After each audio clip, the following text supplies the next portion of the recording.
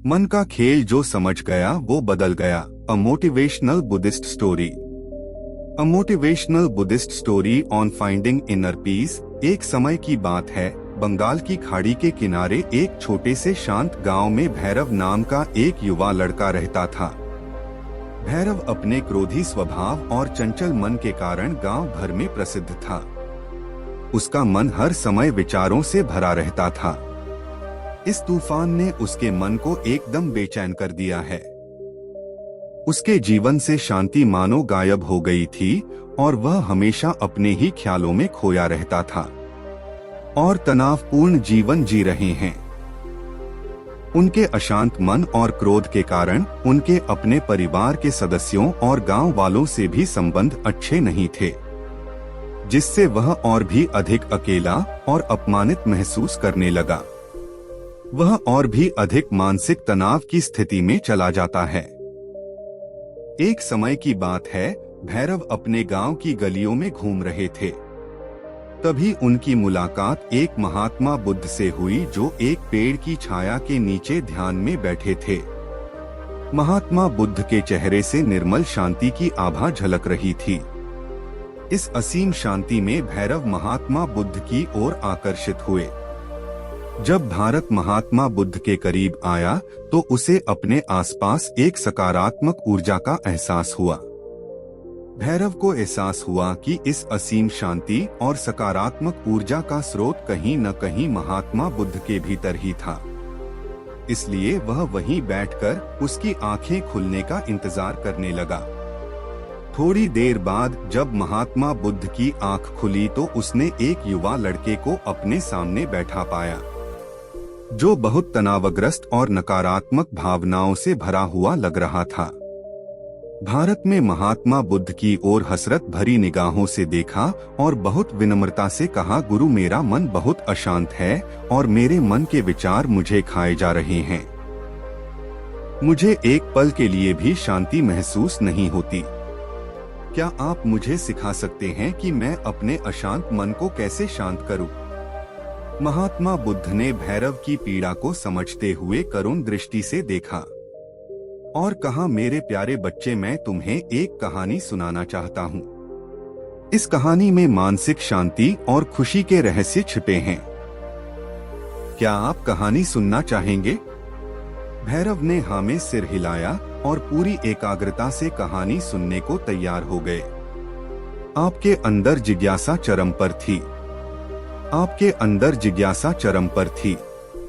Power of silent, चुप रहने के फायदे।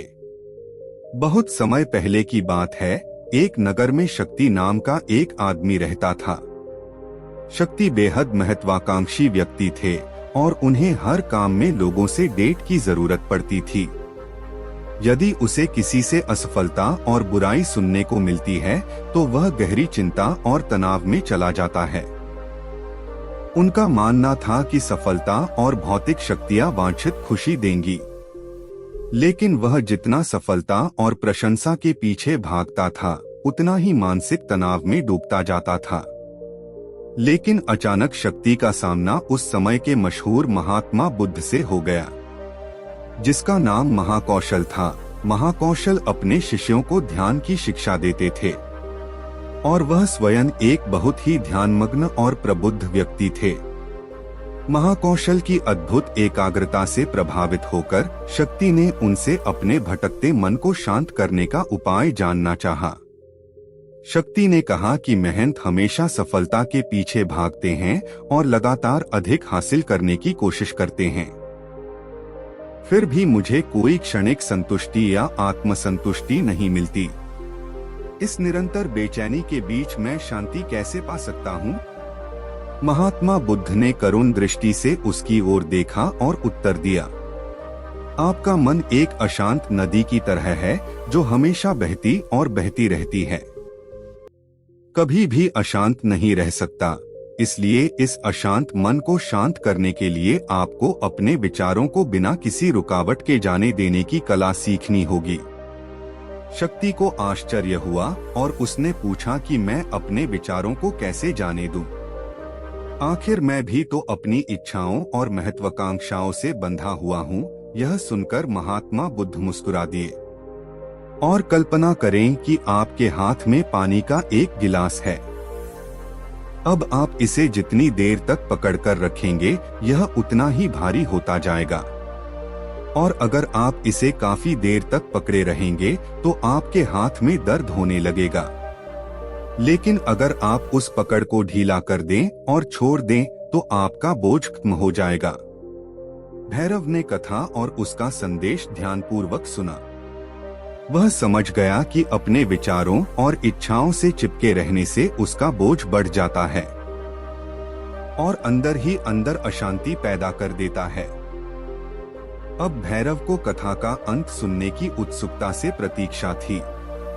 महात्मा बुद्ध ने कहानी जारी रखते हुए कहा कि शक्ति ने महात्मा बुद्ध के शब्दों के बाद विचारों को छोड़ने का अभ्यास करना शुरू कर दिया।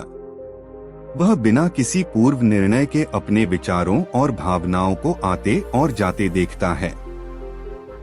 अब उसने विचारों को पकड़ना बंद कर दिया था। विचार उठते थे और अपने आप चले जाते थे। धीरे धीरे उसे यह एहसास होने लगा कि उसकी इच्छा और भावना भी सभी दुखों का कारण है। जैसे जैसे शक्ति ध्यान में गहरे उतरते गए, उन्होंने पाया कि वर्तमान में जीना ही आंतरिक शांति का एकमात्र स्रोत है। वह खुद को वर्तमान में स्थापित करके अपने मन की निरंतर बकवास से छुटकारा पा सकता है। धीरे धीरे शक्ति का मन एक शांत झील की तरह हो गया जो बाहरी दुनिया को अपने अंदर प्रतिबिंबित करती है। उन्होंने जीवन की सादगी में संतोष को अधिक महत्व दिया और भौतिक संपत्ति के प्रति अपना लगाव छोड़ दिया। जैसे ही सत्ता में ऐसे बदलाव की खबर लोगों के बीच फैली, दूर दूर से लोग मार्गदर्शन लेने आने लगे। अगर आपको ये कहानी अच्छी लगी तो हमारे चैनल को सब्सक्राइब करें और वीडियो को लाइक करें और कमेंट में लिखें नामो बुढ़ाया।